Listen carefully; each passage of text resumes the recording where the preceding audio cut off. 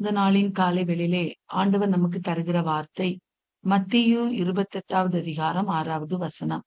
அவர் இங்கே இல்லை, தாம் சொன்னபடியே உயிர்த்தெழுந்தார். கர்த்தரை வைத்த இடத்தை வந்து பாருங்கள். அன்பான தெய்வ பிள்ளைகளே, நாம் எல்லாரும் உயிர்ப்பின் பண்டிகையை கொண்டாடி கொண்டிருக்கிறோம். அன்பான தெய்வ பிள்ளைகளே, மகதலேனா மரியாளும் மற்ற மரியாளும் அவளோட கூட இருக்கிற சில ஸ்திரீகளுமாய் சேர்ந்து இயேசுவின் கல்லறையை பார்க்கும்படியாக செல்கிறார்கள். அவர்கள் செல்லுகிறதான வேளையிலே அவர்கள் மிகுந்த பயத்தோடும் கலக்கத்தோடும் அந்த கல்லறையின் வாசலிலே வைக்கப்பட்ட கல் பெரிதாயிருந்தபடியினால் அந்த கல்லை நமக்காக யார் புரட்டி தள்ளுவார் என்று அவர்கள் ஒருவரோடு ஒருவர் பேசிக்கொண்டே அங்கே நடந்து செல்கிறார்கள். அந்நேரத்திலே அவர்கள் அங்கே போய் சேர்ந்த பொழுது அந்த கல் அவர்களுக்காக புரட்டப்பட்டிருப்பதை கண்டார்கள். பிரியமானவர்களே, அது மாத்திரமல்ல, அவர்களுக்கு ஒரு நல்ல செய்தியும் காத்திருந்தது. அவர்கள் இயேசு கிறிஸ்துவை மரித்தோரிடத்தில் தேடும்படியாய் போனார்கள். ஆனால் அவர்களுக்கு சொல்லப்பட்ட வார்த்தை என்னவென்றால், நீங்கள் மரித்தோரிடத்தில் அவரை தேட வேண்டாம், அவர் இங்கே இல்லை, அவர் தாம் சொன்னபடியே உயிர்த்தெழுந்தார்.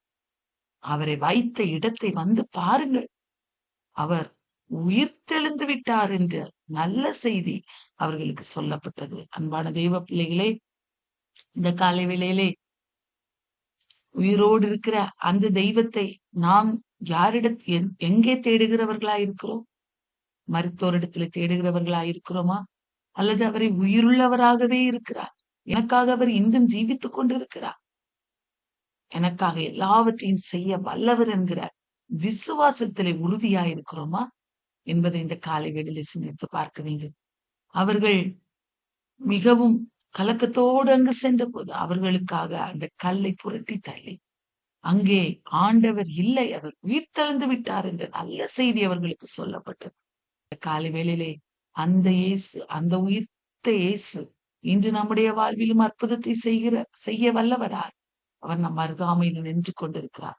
நம்முடைய சூழ்நிலைமை எவ்வளவு பெரிதா இருந்தாலும், நமக்காக இந்த காரியத்தை யார் செய்வார் என்று நாம் நினைத்து கொண்டிருந்தாலும், ஆண்டவர் இந்த காலை வேளையில அதை நமக்காக செய்ய அவர் உயிருள்ளவராய் எழுந்திருக்கிறார். ஆகவே கலங்க வேண்டாம், ஆண்டவரை பிடித்துக் கொள்வோம். பிரியமானவர்களே, அன்பான தெய்வ பிள்ளைகளே, அவர்கள் அப்படியே அந்த கல்லறையிலே இந்த கல்லை நமக்காக யார் புரட்டி தள்ளுவார்கள் என்று வேதனையோடு சென்றபோது அங்கே அவர்களுக்காக கல் புரட்டப்பட்டிருந்தது. இந்த பெரிதான கல் அவர்களுக்காக புரட்டப்பட்டிருந்தது. அன்பான தெய்வ பிள்ளைகளே, அவர் உயிர் தெழுந்து விட்டார் என்று சொன்ன போதிலும் மகதலேனா மரியாள் அங்கே கல்லறையை உற்று பார்த்து அங்கு அவர் இல்லை என்று அறிந்த போதே அவள் அழுது கொண்டிருக்கிறாள். அப்பொழுது தேவதூதர்கள் அவளை பார்த்து சொல்லுகிறார்கள், நீ ஏன் அழுகிறாய்? நீ அழாதே, ஆண்டவர் உயிர்த்தெழுந்து விட்டார் என்று நல்ல செய்தி சொல்லப்பட்டது. ஆனால் பார்க்கும்போது பிரியமானவர்களே, அவள் மறுபடியும் அவள் அழுது கொண்டே இருக்கிறாள். என் ஆண்டவரை யாரோ எடுத்துக்கொண்டு சென்று விட்டாள் என்று அவள் அழுது கொண்டிருக்கும் போது இயேசுதாமே அவளுக்கு தரிசனமானார். பிரியமானவர்களே, இயேசு அவள் பின்னாலே நின்று, மரியாளே, நீ ஏன் அழுகிறாய்? நீ யாரை தேடுகிறாய் என்று அவளை பார்த்து கேட்டார். ஆண்டவர் உயிர் தெழுந்து மரியாளுக்கு முதலாக காட்சி கொடுத்து அவளோடு கேட்ட வார்த்தை, ஏன் அழுகிறாய்? யாரை தேடுகிறாய்? அன்பான தெய்வ பிள்ளைகளே, இந்த காலை வேளையிலே அழுகிறவர்களாயிருக்கிறோமா? ஆண்டவர் உயிர்த்து விட்டார். பிரியமானவர்களே, அவர் உயிர்த்தெழுந்து விட்டார். அவர் நமக்காக இன்றும் ஜீவிக்கிறவராயிருக்கிறார். நான் தான் நம்முடைய பிரச்சனைகள், போராட்டங்கள், பாடுகளை குறித்து பயந்து ஒவ்வொரு நாளும் அழுது கொண்டு இருக்கிறோம். ஆண்டவர் கேட்கிறார் நம்ம எல்லாரையும் பார்த்து, நீங்கள் ஏன் அழுகிறீர்கள்? நீங்கள் யாரை தேடுகிறீர்கள்? உயிர்த்த இயேசுவை மரித்தோரிடத்திலே தேடுகிறீர்களா?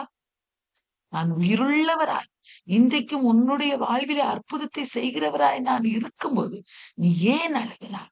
நீ ஏன் யாரை தேடிக்கொண்டு நீ யாரை தேடிக்கொண்டிருக்கிறாய்? நீ என்னை தேடு. என்னை அறிய வேண்டிய விதத்துல நீ அறிந்து எனக்காக உன்னுடைய வாழ்வை ஒப்பு கொடுத்து பரிசுத்த வாழ்க்கை வாழ்ந்து என்னோடு உன்னுடைய வாழ்வை பலப்படுத்தும் போது உன்னுடைய வாழ்வை நான் செவ்வைப்படுத்துவேன், ஆசீர்வதிப்பேன் என்று அவர் வாக்கு கொடுக்கிறார். அவர் இங்கே இல்லை, தாம் சொன்னபடியே உயிர்த்தெழுந்து விட்டார்.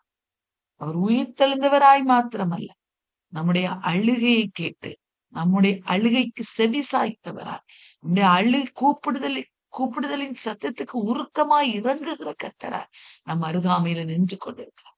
அந்த தெய்வம், அந்த உயிர்த்தெழுந்த இயேசு இன்று நம் எல்லாருடைய வாழ்வில் ஒரு அற்புதத்தை செய்ய போகிறார்.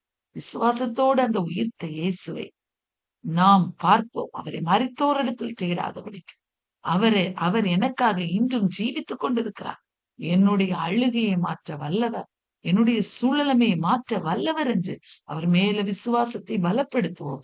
ஆண்டவர் பெரிய காரியங்களை நம்முடைய வாழ்விலே செய்வார்.